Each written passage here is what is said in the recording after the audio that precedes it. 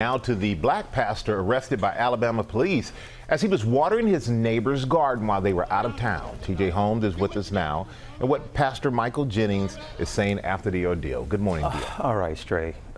Driving while black, walking while black, golfing while black, swimming while black, napping while black, staying in an Airbnb while black, sitting in a Starbucks while black, bird watching while black.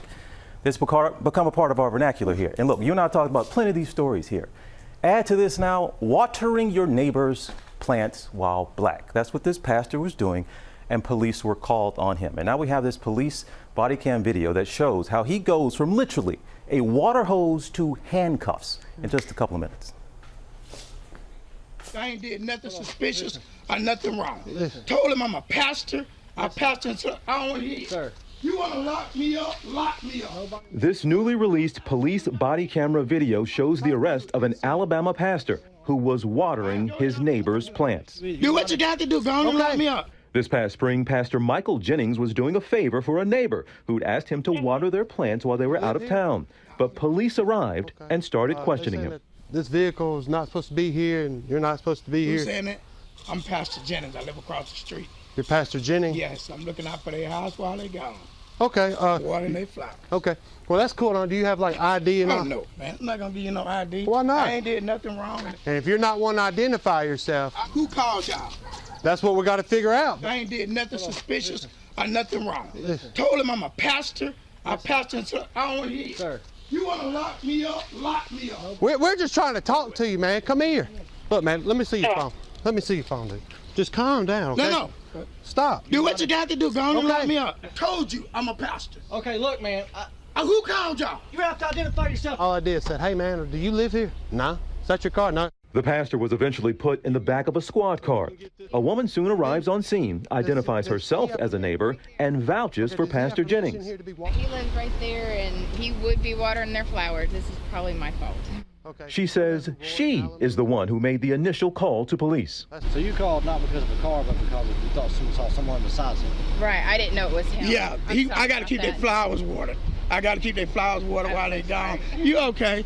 Jennings spoke to GMA about the ordeal. You know, it was kind of surreal at that moment because I'm wondering, why is this happening? I was thinking if I did something wrong or resisted, that I could have been shot. So I was trying to cooperate, even though I didn't understand what was going on. I was agitated, I was angry, but I knew to comply. The 56-year-old maintains this was a case of racial profiling. You racial profiling? We're not racial profiling. Yes, no, sir. No, sir. We're not about that. I told you I was here watering the flowers. How do I know that's the truth? Anybody? I had the water hose in my hand. Throughout the video, police can be heard suggesting that the situation might have been different if Jennings had provided identification. It doesn't matter if pastor or if he's a pastor or not. Like, the thing is, he seems like a nice enough, reasonable guy. Just talk to us, man. Alabama law allows police to ask someone for identification in a public place if they reasonably suspect that person of committing a crime. To be shackled and to have your freedom taken away from you, you know, it's something else. It's dehumanizing. And I thought, you know, why would they be doing this? It's something that it gives you nightmares. It gives you nightmares afterwards. Jennings maintains there was no crime, given he was on private property with permission. The neighbor, a white woman, they took her word as the gospel truth. But the pastor who preached the gospel every Sunday, they didn't take his word at all. The pastor was charged with 1 count of obstruction of government operation. That charge was later dropped. For now, Jennings, Pastor Jennings, says he's leaning on his faith. My faith has helped me a lot because I knew that God would work the situation out. You have to forgive people because, you know, you can't judge people and hold things against people. The pastor does say plans to file a lawsuit. Police department say they have no comment on this because of pending litigation. Guys, everybody involved here. The woman who called, maybe questions about what you could look at her story and say, why would you call? People look at the police and say, you could have handled this differently. This is not good community policing. Police will look at him. People will look at him and say, hey, just show the ID. This didn't have to happen. Everybody could have done something a little better in this situation.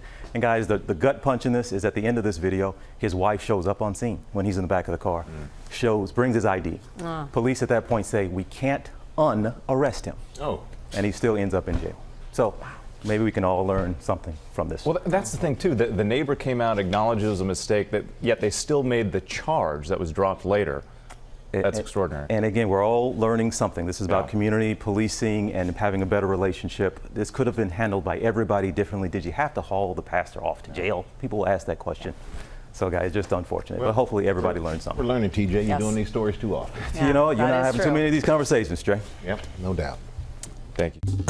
Well, hey there, GMA fans. Robin Roberts here. Thanks for checking out our YouTube channel. Lots of great stuff here. So go on, click the subscribe button right over here to get more of awesome videos and content from GMA every day, anytime. We thank you for watching, and we'll see you in the morning on GMA.